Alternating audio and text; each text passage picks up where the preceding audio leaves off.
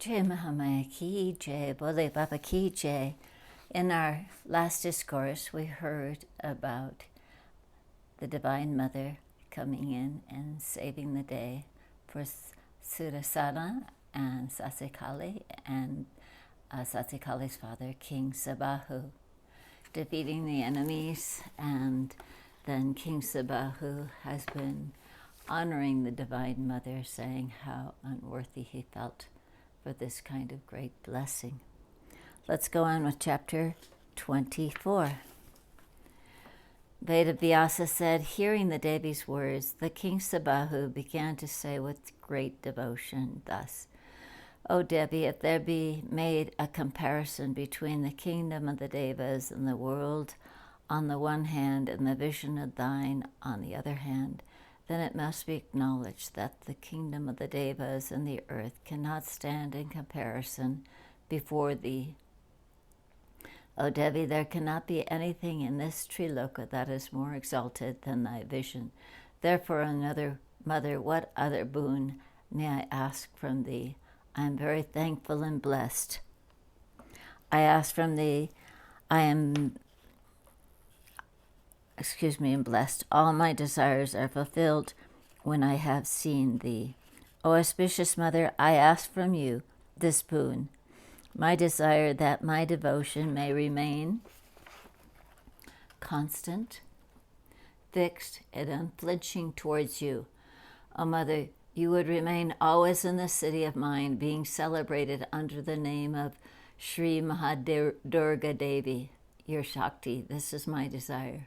O Devi, as you have cleared up all the obstacles of Sudarsana and saved him from this danger, so remain here in the city of Benares and protect it so long as the city stands on the face of this earth, and make it firm and well established and renowned. O Durga, I pray that you may grant me these boons. O Devi, grant me always various other desires of mine, and destroy my enemies and extirpate all the irreligious and wicked people in this city.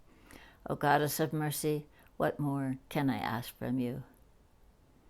Thus praising and praying, the King Sabahu stood with folded hands before the Devi Durga, the remover of all calamities, when she addressed thus, O King, I will remain no doubt in the city of Benares, the place of salvation, as long as it stands on the face of this earth, and protect all the people here.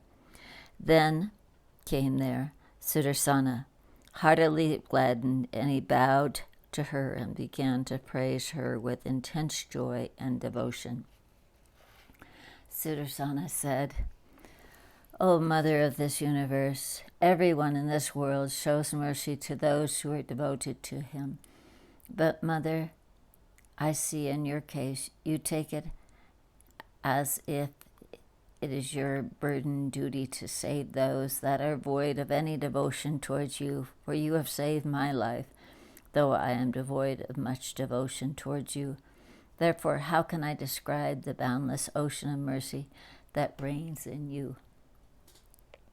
O Goddess, I have heard that you have created all this universe with its elements, and you are preserving this, your own creation, and again you will destroy it in due time. Therefore, O Mother, why wonder if there that you have saved me? O Goddess, now order me early what work of yours shall I do now? Where shall I go, O Mother?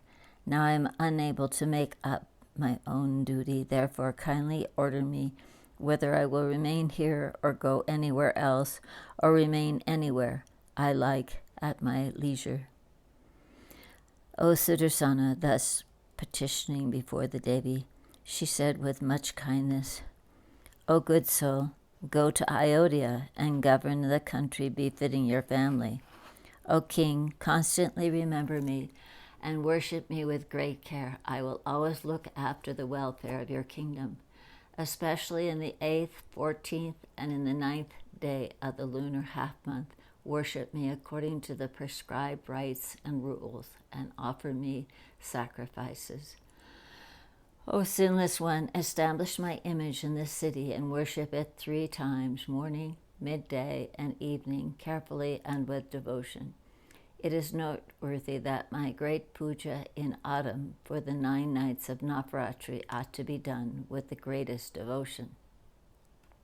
O King, in the month of Chaitra, Magh, Ashvin, and Asita, my grand festival should be done on the 4 Navaratris respectively, and especially on the 14th and on the 8th day of the black half. All persons ought to worship me with their minds full of devotion towards me. After the Devi, the goddess Durga, the destroyer of all dangers, had finished her sayings, Sudarsana bowed down to her and praised her much. The Devi, giving him the above-mentioned advice, disappeared. Seeing her disappear, all the kings went to Sudarsana and bowed to him as the Devas go to their lord Indra. The king of Benares, Sabahu, too, gladly bowed down and stood before him. Then all the kings began to address Sudarsana, the king of Ayodhya. O king, you are our lord and governor. We are always your servant. Protect us as the king of Ayodhya. O king, it is through your grace only that we have seen the supreme force, the goddess of this universe, the most auspicious, the eternal Bhavani, the giver of the fourfold desires. O king, it is for your sake that the eternal highest Prakriti, Devi, appeared. Therefore you are very fortunate, auspicious, and most blessed in this world. You have finished, as it were, all that you had to do.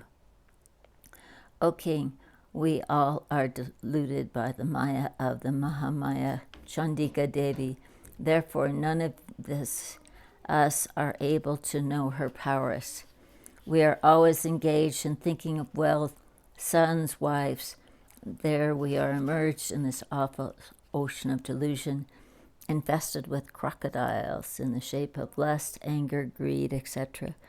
O blessed one, you are highly enlightened, and you know everything. Hence we ask you, what is this force? Whence has she sprung? How is her prowess? Kindly describe all this to us. O descendant of Kuda, the saints are always merciful. Kindly therefore relate to us the glory of the excellent goddess that serves the purpose of a boat in crossing this ocean of world. O king, I am intensely desirous to hear the powers and nature of the Devi. When the kings had thus asked, the son Adruvasandi, the king Sudarsana, became very glad, and meditating on the goddess began to say thus, O kings, Indra and the other devas, even Brahma, Vishnu, and Mahesh, are unable to fathom the most exalted deeds of the goddess. How then can I describe to her the great glory of the Mahamaya? O kings, the Bhagavati Bhavani is present, as it were, being divided into 4 parts. She who is the first and foremost, the excellent sattvic energy, worshipped by all, is always engaged in the preservation of this world.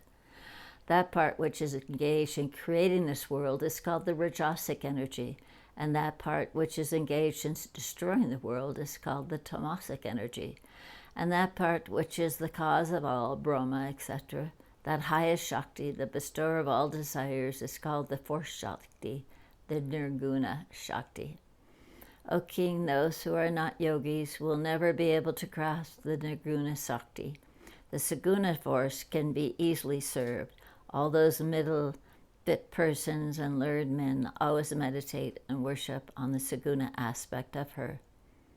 The king said, O king, you got afraid and went into your very early age to the forest. How is it then that you have been able to know the excellent goddess Mahamaya? How did you worship and pray to her that she became so glad and had favored you so and helped you? Sudarsana said, O kings, early in my childhood I got the excellent root mantra of Kama Bija. Daily I meditated and silently uttered that mantra. After that I came to realize through the rishis that eternal auspicious mother, and since that time, day and night, I have always remembered that highest deity with the greatest devotion. Hearing the words of Sudarsana, the kings came to know that the goddess which they saw was the highest force, and filled with a great devotion toward her, returned to their own homes. The king of Benares, Sabahu, returned to his own city after bidding goodbye to Sudarsana and Sasikala. The virtuous Sudarsana, too, went towards his Kosala kingdom. The ministers were very glad to hear the death of Satyajit and to see the victorious Sudarsana. The inhabitants and armies of Ayodhya, hearing that Sudarsana is coming and knowing him to be the son of Drupasandi, became highly delighted and approached to him with various offerings. Sudarsana, with his new beautiful wife, arrived at Ayodhya with his heart highly gladdened and showed his due regard and respect towards all his subjects. Then the ministers came and saluted him. The women threw rice offerings at them, and flowers and birds began to praise loudly. Thus honored by various auspicious ceremonies, the king entered his palace. Here ends the 24th chapter on the installation of the Durga Devi in the city of Benares and the return to Ayodhya of Sudarsana with Sasikali and the Mahapurana Srimad Devi Bhagavatam of 18,000 verses by Maharishi Veda Vyasa. Jai Mahamaya ki, Jai Bole Baba ki, Jai.